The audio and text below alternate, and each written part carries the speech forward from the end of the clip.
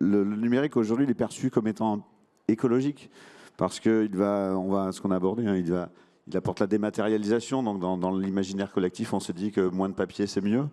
On va éviter des déplacements avec post-Covid et puis pendant le Covid, toutes ces visioconférences, etc. Mais on s'est dit, tiens, on voyage moins, on bouge moins, on prend moins l'avion, etc. Donc il y a des impacts assez importants. Mais quand on voit aujourd'hui ce qui se passe, c'est pas réellement le cas.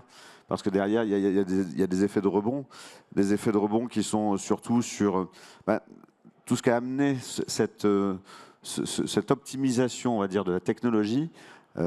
Transforme cela en une augmentation de la consommation. Je crois que l'ADEME explique que d'ici 2000, alors je ne vais pas dire de bêtises, mais on pense que les chiffres de l'expression des gaz d'effet de serre vont être multipliés par 3 d'ici 2050.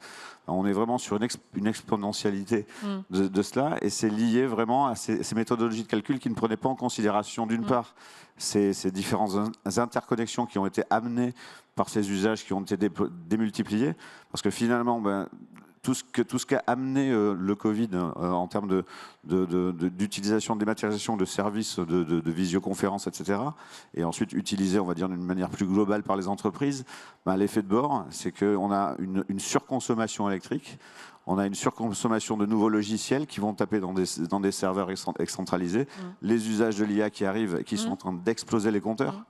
Vous m'avez dit, le mur, on va le prendre, mais ouais, tiens qu'à nous de savoir à quelle vitesse on va se le manger. Ce que je dis, c'est que malheureusement, on sait qu'on va prendre le mur, on va essayer de le prendre le moins vite possible. Est-ce qu'il est utile que j'ai 4 backups de mes photos, de mes chats, à tel endroit, tel endroit, tel endroit? Est-ce que j'ai besoin d'avoir tout 1 million de photos sur mon smartphone qui vont être répliquées sur mon cloud?